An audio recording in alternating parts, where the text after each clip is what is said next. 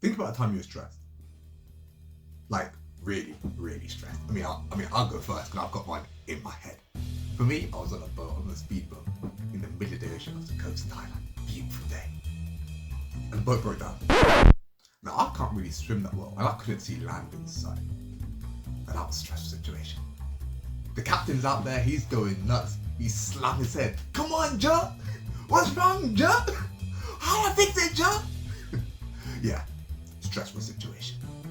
You know, you're out there, your chest is tightening, your heart is pumping, vision's tunneling, you may be slightly pooing yourself.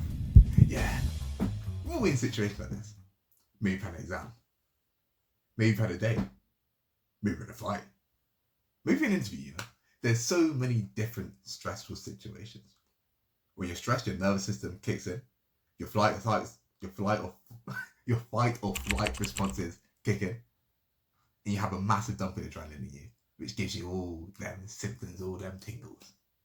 For better or worse, stress, and particularly chronic stress, affect your body in weird and not really wonderful ways. You know, wonderless ways. Weird and wonderless ways.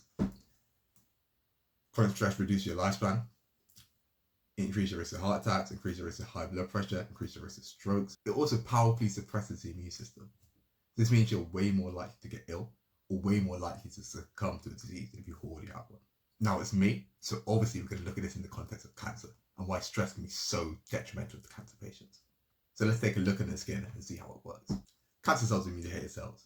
They break free from the regular cellular controls and they just divide uncontrolled, spreading across your whole body. It's a bad time. Now your body has known this. Nature has known this for millennia. So your body sets your immune system to stop these cancer cells. One of the main roles of the immune system is to find cancer cells, find tumor cells and these mutated cells, and destroy them before they can become true tumors. Now your immune system is made up of a bunch of different types of cells. You have T cells and B cells. These actively try and destroy tumor cells, either directly or indirectly. Then you have other types of cells, which have Tregs, for example, or MDSCs. These are regulatory cells, and they actively suppress your immune system, stopping it from fighting. They produce anti-inflammatory signals, which just calm your immune system down and make sure it's not fighting too much.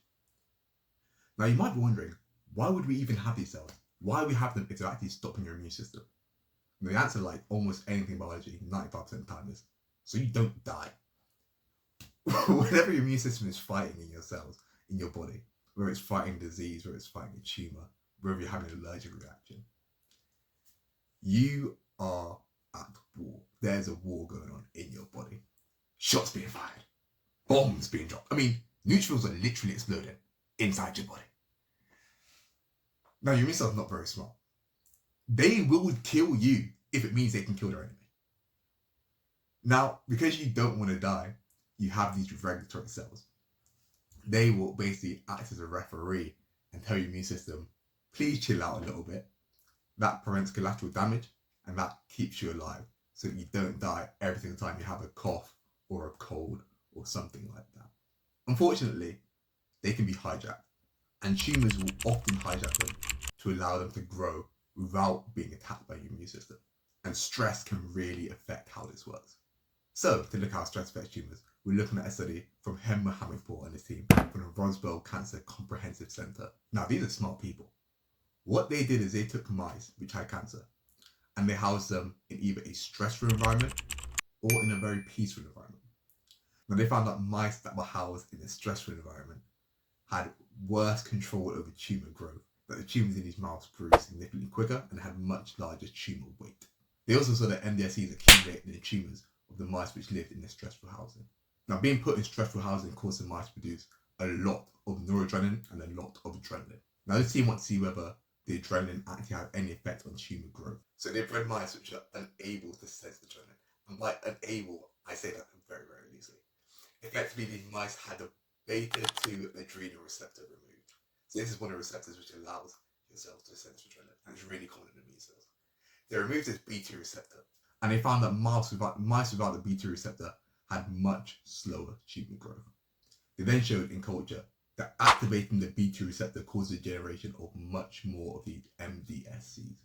Remember, these MDSCs are immunosuppressive cells, which are actively helping the tumor by stopping your immune cells from finding the tumor and stopping the immune cells from killing the tumor. It helps the tumor grow and develop undetected. So this is shown, at least in mice, that being in a stressful situation actively helps the tumor grow and actively helps the tumor develop. They also found that activating the B2 receptors on the MDSCs made them much more anti-inflammatory. That meant that they're producing more anti-inflammatory signals, such as like programmed F1, something which I'm sure you know because you've watched my videos. So overall, I think it's a really evident study. I've left out some data, A, because I don't want this video to get too long, and B, because I don't want to get too technical. But it really highlights how living in a stressful situation can actively reduce your chances of surviving cancer. For example, living under massive financial pressure or having to go into debt because you have to pay for your medicine. Things like this can be really detrimental to someone's chances of surviving cancer. Now, I don't want to make any direct comparison between this study and a human because this is in mice, not in people. However, at the same time, we do know that stress reduces your immune function in people and reduces immune cell efficacy. Now, considering that chemotherapies are one of the most promising anti-cancer therapies currently out, and that these immunotherapies really rely on actually having a working immune system already in the tumor, we're seeing how stress can have a massive impact on the efficacy of these cancer treatments. Anyhow, I hope you enjoyed the video. I'll link more papers like this in the description below. Read them at your own peril or pleasure. Peace.